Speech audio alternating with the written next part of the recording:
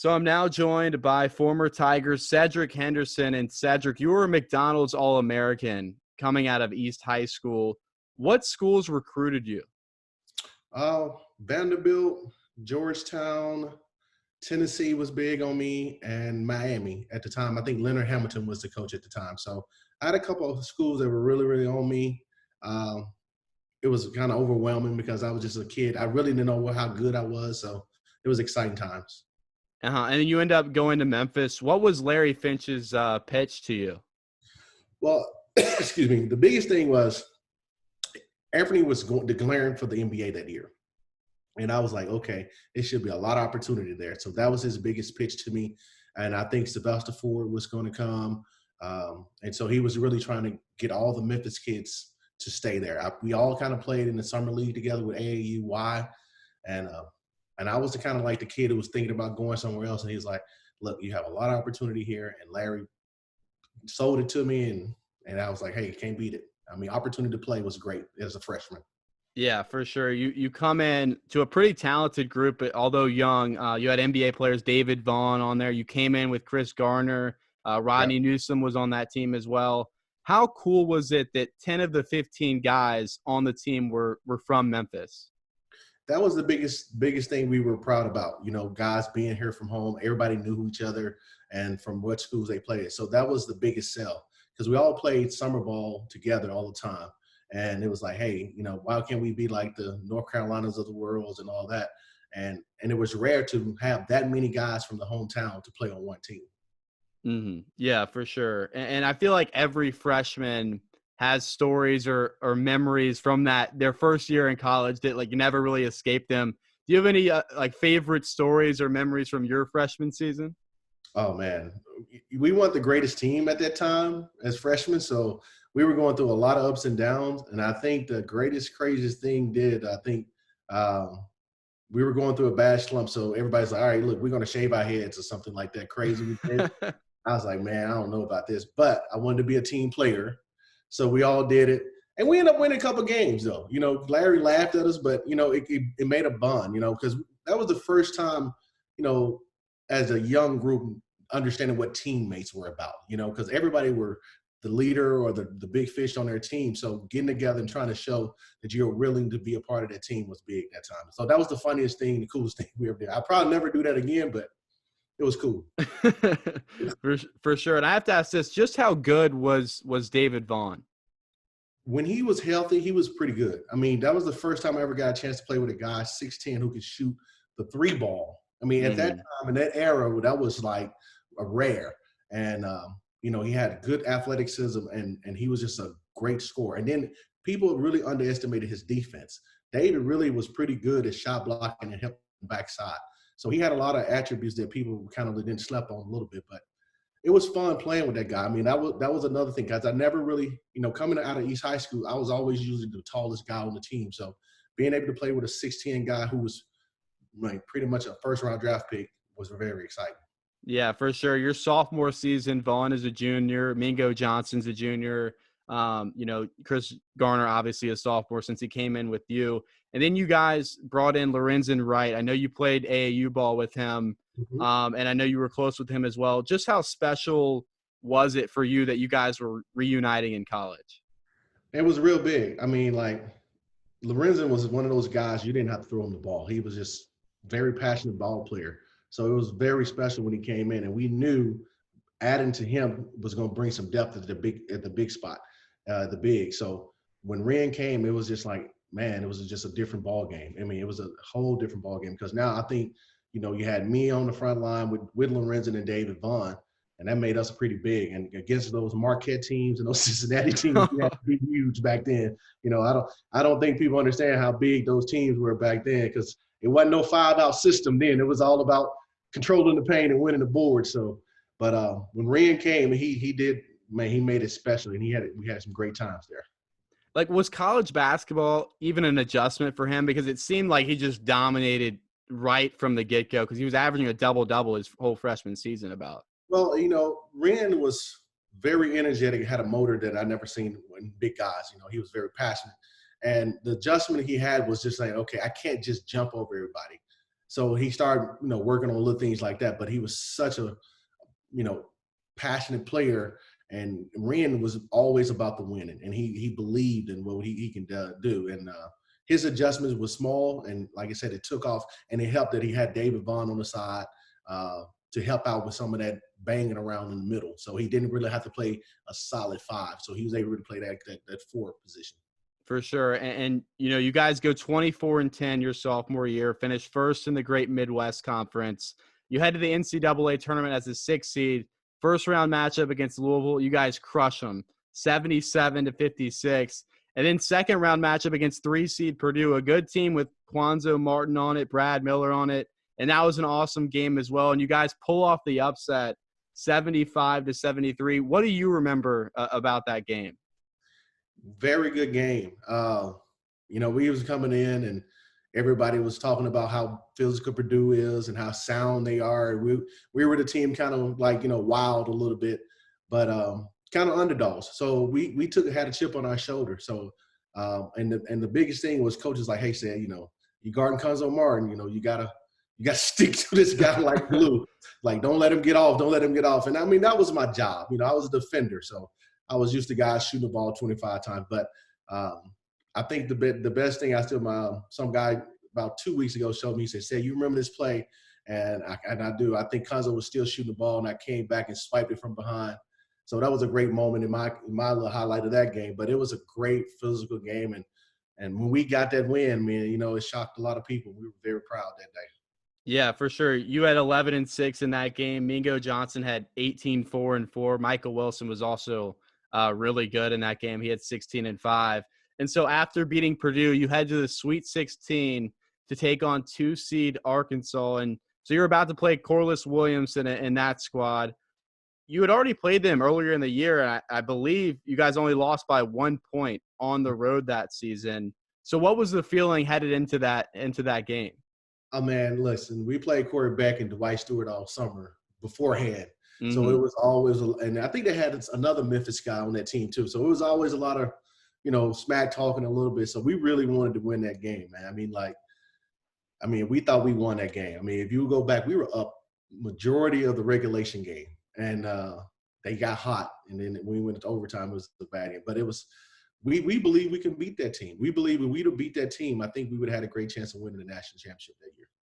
Yeah, you guys actually came back from a 9-point deficit at halftime, and then you guys took control. It was kind of like it was a game of runs. It was a game of runs, which is basketball pretty much, yeah. But it was another good game, just like the Purdue game, even though you guys lost. And I think Mingo dropped like 30 in that game too. He was shooting out his mind. I mean, like he got on fire, and the sad part was he got in foul trouble. So that made it worse. It was like, dude, how you gonna have 30 and be in foul trouble? So, but he shot it very well. Ren had a great game. Our bench was real. I mean, Justin Wimmer came off the bench and gave us a great spark. I mean, we were pretty deep. People don't realize how deep we were. I mean, we had guys like Justin Wimmer, Michael Wilson, Rodney Newsom. Can't think of the other guy's name. John Gales was on the team. I mean, we had a nice roster where we can go 5 in, 5 out. And at that point in time, that's what you had to do because that was kind of when the game was becoming a real up-tempo type pace. For sure. And then Memphis joins Conference USA in 2005, so that was headed into your junior season, and you join it with Cincinnati and Louisville, yeah. So you got both of them back in there. And your junior season, pretty much everyone had at least a year or two under their belt. Lorenzen was a sophomore, averaging 17 and 10. Mingo was a senior. You and Garner were juniors, and Rodney Newsom and Michael Wilson were both seniors.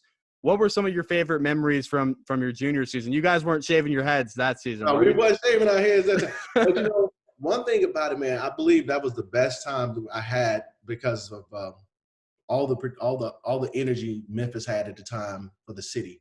Playing in the pyramid, it was very, very fun to be down there, and everybody was excited. The buzz was right, especially coming out the year of making that run in NCAA. So the expectations were put it up a little bit higher for the next season. The greatest fun, and I still remember we in Sales Bananas, I think, for that first game, and he's dunking crazy. Then we go up and play Georgetown. played Al Iverson.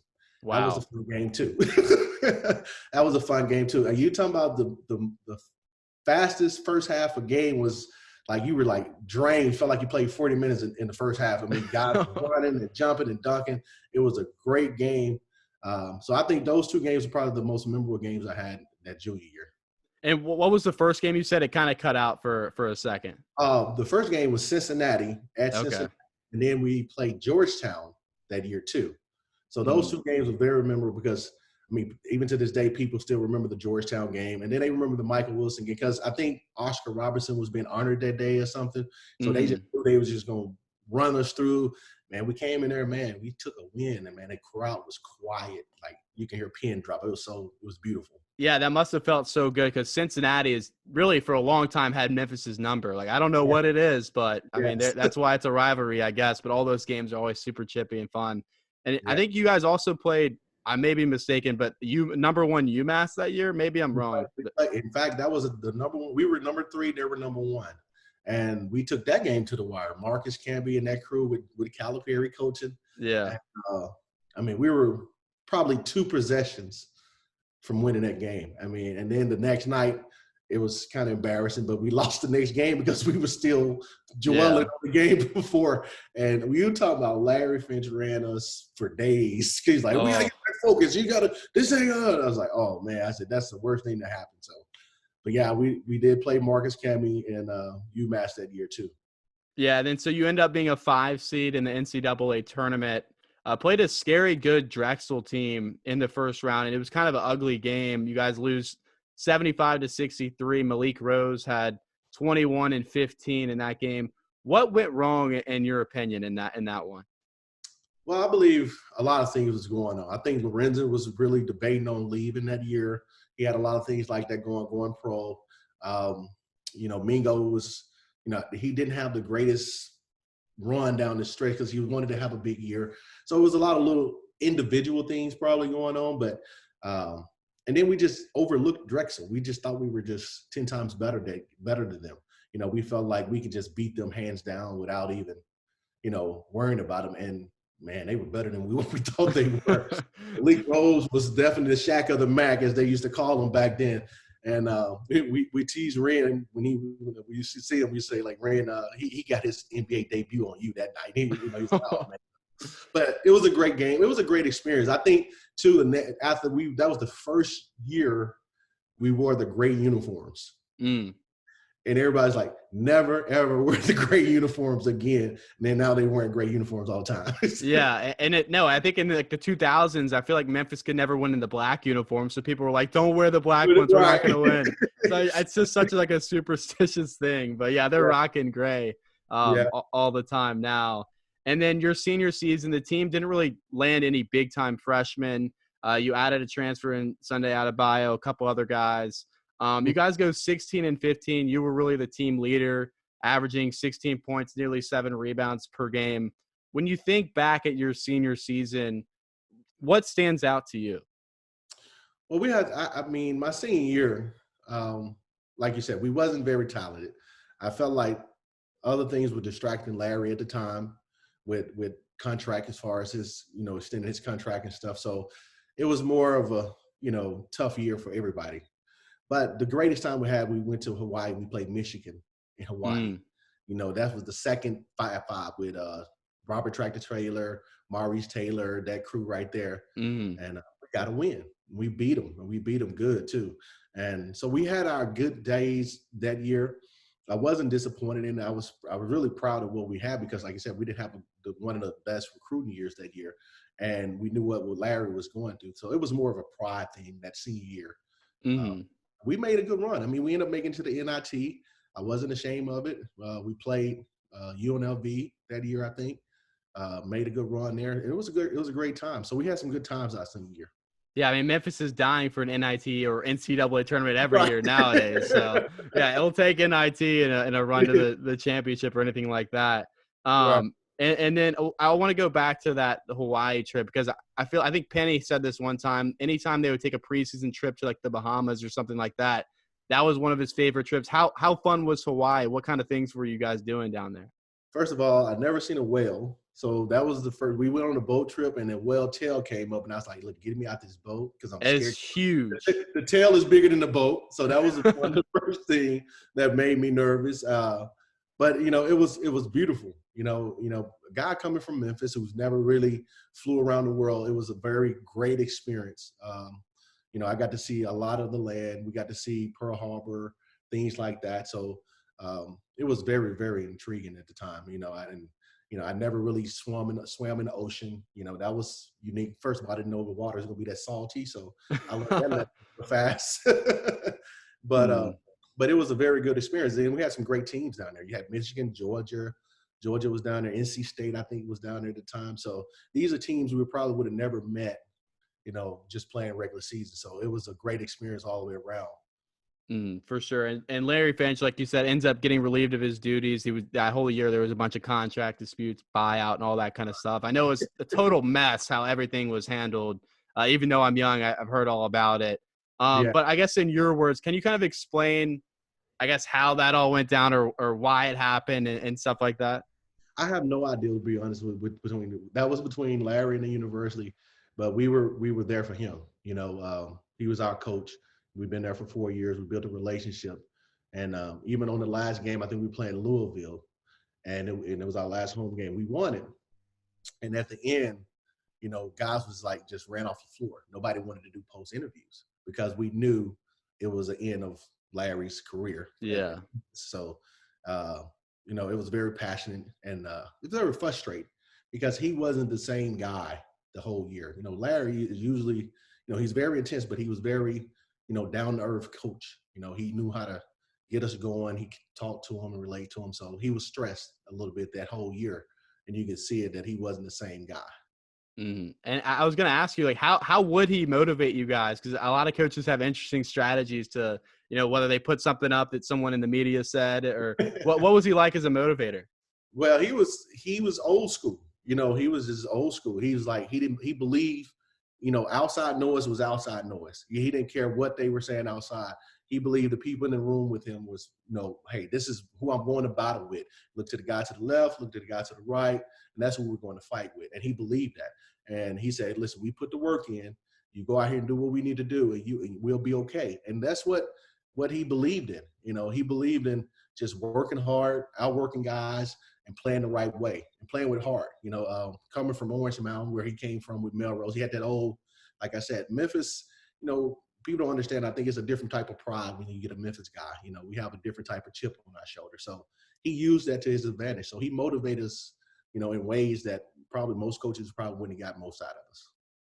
For sure. And then I know you've done a lot of media hits on the radio and kind of all over the place. Is there any story, from any of those Tiger teams that you were on that most people don't know about or that has never been shared before? That may be a tough question. That's a tough question there. I couldn't know right now. I really couldn't. I mean, I've done a lot of things about the Tigers, but I don't think all of mine. I think all of them has been pleasant. I have really never had anybody try to have anything weird media wise. So yeah, all been fun. I do remember this one time. Mike DeCourcy was our reporter guy. That traveled with the team. I don't know Mike DeCourcy. He's big time now. Yeah, he's super big time. And I was so upset after a game or something, and he was recording me, and I guess I didn't notice he was doing it. I was venting out, whatever. But I realized, I was like, oh, I can't do that. So I walked up to him. I was like, please, Mike, listen, I don't want that to go out, because I was upset at the time. And he was very polite about it. He never released it because I said some things I probably would never repeat again. But I was very pissed that night. But it happens as a young man, you get frustrated. So. For sure. And so you get drafted in the second round of the 1997 NBA draft, and you went from a mid-second round pick to all-rookie second team. So who or what do you credit for your development that first year in Cleveland? Well, I give a lot of credit to Mike Fratello. Mike Fratello, he asked me, what is your role? What are you trying? Who are you? And at the time, I was all over the place because I didn't know if I needed to score. I didn't know if I needed to be, a three-point shooter, whatever. He said, we watched film one day, and he said, listen, you do this very well. And I was like, you can be our defensive guy. You know, roles are played on teams. And he really broke the game down to me to say, this is what you're good at doing. And he said, now, don't get me wrong, you might not shoot it a lot, but hey, when you get it, do your thing.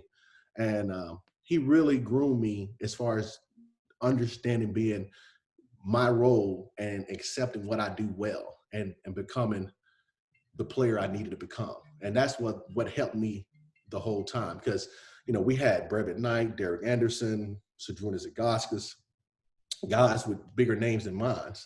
And he's like, we can put a fit in there. You know, I was playing along with Wesley Person and Sean Kemp. So, and I found my role, and he put me out there, and I enjoyed it.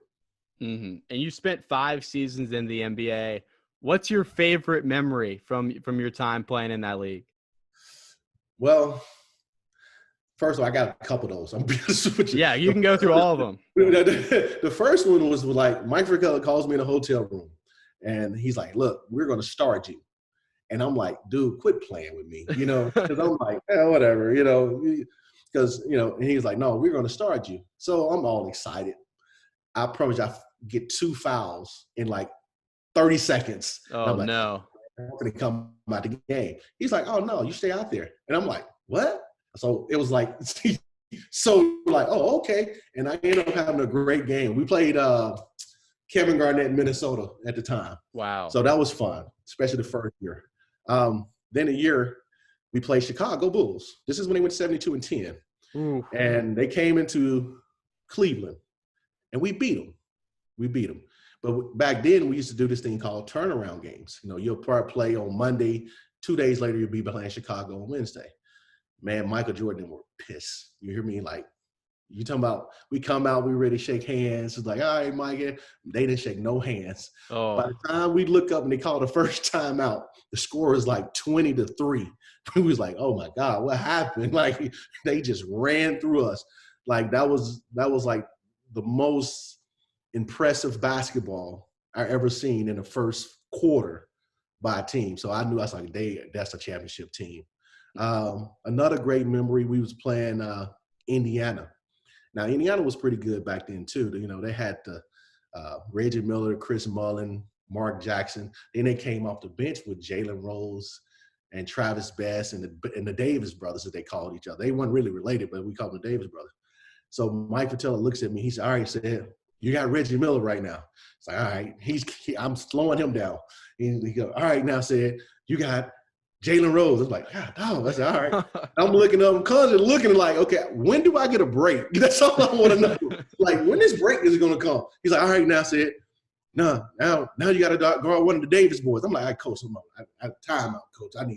I'm about to die. So he played me 48 minutes. Wow. Man, you talking about a guy was tired, but, you know, that's part of the game. So, and then, you know, every time I went to the West Coast, I had a great time. I mean, LA was playing in front of all those stars. You know, we played the Lakers, and I'm looking over the sideline. I'm like, oh, there were Tiger Woods.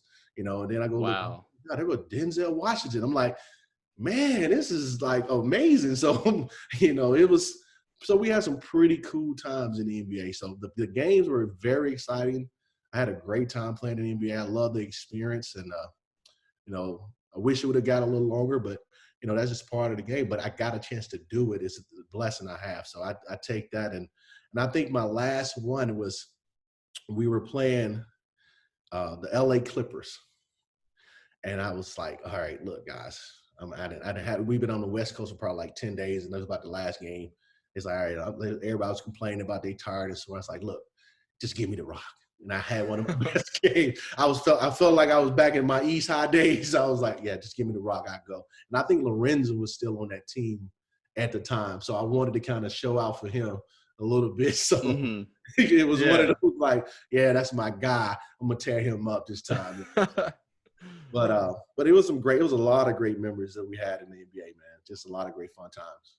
And then that first game against the Bulls, were you guarding Jordan? Like, if you did, how tough was he? Well, no, first I started off because Wesley Person wasn't the greatest defender in the world. So I started off on Scottie Pippen, right? So, you know, because that was the matchup. He's a small forward. I'm a small forward. Scottie was like, all right, no, he wasn't doing much.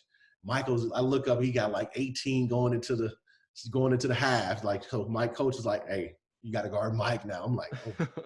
Like, but it was like so real because like you guard the guy whose shoes you buy to wear. You know what I'm saying? Wow. So it's like this is Michael Jordan. So it was crazy, but competitive kicked in. So I was like, I'm not going to let you put me on ESPN.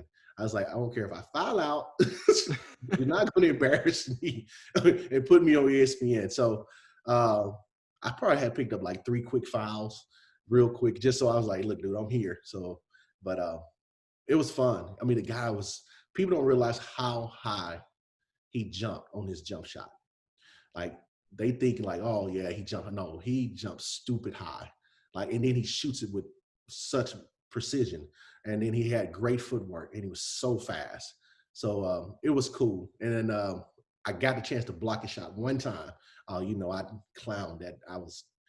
I didn't say much because the biggest thing they used to say, do not give this guy a reason to play hard. Exactly. If he does, he's gonna murder you. So I didn't celebrate too much, but I was like, yeah, you know. So it was kind of cool guarding, you know, somebody you look up to and want to be like. So it was very, very cool. And with that Pacers game, I mean, I can't even imagine just trying to guard Reggie Miller. He's running all over the place off ball screens. Then you had Jalen Rose. That's insane to me. That's unreal. Yeah, people don't realize how good Indiana was that year. I mean, they had so many wing players, and Mark Jackson was so good at finding people. And then you had Rick Smits, the Davis brothers, as you said, and they were physical. And Larry Bird was very good as a coach at the time. You know, he made use of all 15 guys. And I mean, I was chasing Reggie Miller off of screens all over the place, getting knocked off from and you know, as a young guy, you tell the referee, hey man, they send the league of screens. He's like, oh, just be strong, get through it. I'm like, really, dude? Like, dude, it's 300 pounds. Like, come on. So it was some tough nights. Yeah, for sure. And then I once heard that your favorite professional athlete is Deion Sanders. Is that true?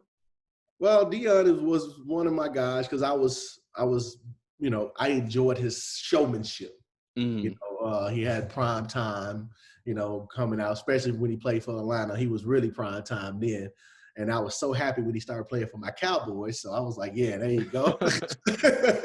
But I used to love the way he played. You know, I loved his attitude, his swagger, and he was able to bag it up. He was really the first athlete, you know, to kind of talk the talk and walk the walk and got away with it, you know, and he took his personality on and off the field. So he was definitely one of my favorite guys. Yeah, and so you're now the head coach at Southwest Tennessee Community College. You've been doing that for a few years now. What's that experience been like for you? It's been good. It's different. The blessing was, you know, I love the game of basketball, you know, and I would love to be in a bigger venue, but, you know, you have to start somewhere. And it's been a great experience, you know, just giving guys back the knowledge I have to help them out in the best way I can. You know, the experience of saying, hey, this is what you want to learn and do. I'm going to show you how to get them where you want to go. A lot of guys you deal with at that level are guys who probably got overlooked or didn't have the grades per se. I want to say that, but, you know, just needed a second opportunity to get a chance to be seen again. So it's a great experience. I love it. Yeah, and so your son who plays for Campbell, you actually got to coach him for a year at Southwest. Just describe what that was like. It's got to be pretty cool. It was real cool because, you know, I knew the pressure. When I first got the job, I was going to send him to prep school after BioCrest. So I was going to try to give him an extra year. And I didn't say nothing to him the whole summer or whatever. He's like, look, I'm coming where you at. I'm like, are you sure? Because I felt like it was going to be too much pressure, you know, because I'm the head coach and, you know, I didn't want to go through that field. And he's like, no, I'm going to be all right. I want to come. And the kid, I'm so proud of him. I mean, he played great basketball that year. I mean, he ended up being freshman of the year, first team in the conference and all that. And it was just, it was phenomenal. And then after the year, I was like, all right, I don't have to recruit at the small forward. And he's like, no, I'm finna leave now. I'm gone. I'm done with you. So it was cool for him to have success and me to have success at the same time. And just a great time for us. Yeah, and I read one story about there's one game during that first year with your son where he dunked on someone from like the free throw line. And you went nuts and kind of forgot that you were coaching because, I mean, your son just jammed it in on somebody. Yeah. You remember that? Yeah. And look, I got a tech, but I wasn't saying anything wrong. It was just like I never really seen him be as aggressive like that. So when he did, it was like, oh my God, y'all see that? I was like, whoa. And I'm like totally out of zone because I forgot I'm coaching the game, but I'm jumping up like, yeah, there they go. The referee's like, tech. I'm like, oh wow, on me. I'm all on the floor. I'm like, I'm ready to call timeout and everything. But it was a great moment for him and me. And I mean, he just took off. It was like unexpected. I never seen him do it. I seen him dunk before, and it's usually kind of like an open court by itself. And when I say he jumped over a kid's head, man, it was like, wow, like where did that come from? And, but I was so proud of him because it was like I'm seeing him grow into this basketball player that I've been trying to get out of him. Let's be honest, coming from certain areas, you're a good ball player, but it's kind of like a little meanness you got to have with it, and he's just a great guy, you know what I'm saying? Like you see him, you're like, oh, that's great. But you got to have a little meanness, and to see it come out was like, whoa, did y'all see that? So it was awesome. And then last question before I let you go, as a former Tiger, you keep up with the program. Your thoughts on the job that Penny Hardaway has done so far? I think he's doing a great job. I think he's doing exactly what they thought he'll be able to do. First of all, he's bringing the university back at recognition nationally. That's what we always wanted, to have that national recognition around the world. And then also he's bringing guys that he said he's going to deliver on. That's the biggest piece for him, is getting those 5-star guys to come here and commit to play for us. And then he's winning. That's the biggest thing. He's had some ups and downs, but that's going to happen. But he's growing as a coach, and he's doing a fantastic job. I mean, I really respect where he's going with this program. I think he's going in the right direction. I think he's doing a wonderful job with the recruiting, and the way he's handling all the attention he's getting has been beautiful, because, it's going to be some good stuff and some bad stuff. But the greatest thing is he's doing it in a mature way, and he's doing it and handling it the best way he can. I think he's doing a wonderful job at what he's doing right now. I would hope to see him even have more success later on too. Yeah, and I think he will. I mean, he just got Musa Cisse, which should help a lot. I mean, and you look at when Precious Achiuwa came in last year, he was a projected top, 16, 17 pick. Now he's supposed to go like 10th overall. So he improved his stock, which is really the pitch that he's been preaching to all the recruits. And again, like you look at the last year's team, the youngest team in the country, one of the top defensive teams in the country too, which you just don't see. That's pure coaching. And, you could tell that, just from watching the games, that guys want to play for him and they're playing their tails off for him too. So, like you, I'm rooting for Penny too. And Cedric, I cannot thank you enough for the time you shared. Unbelievable stories with us. And again, thanks so much, and glad to see you're doing well at Southwest. All right. Thank you, man. Thanks for having me.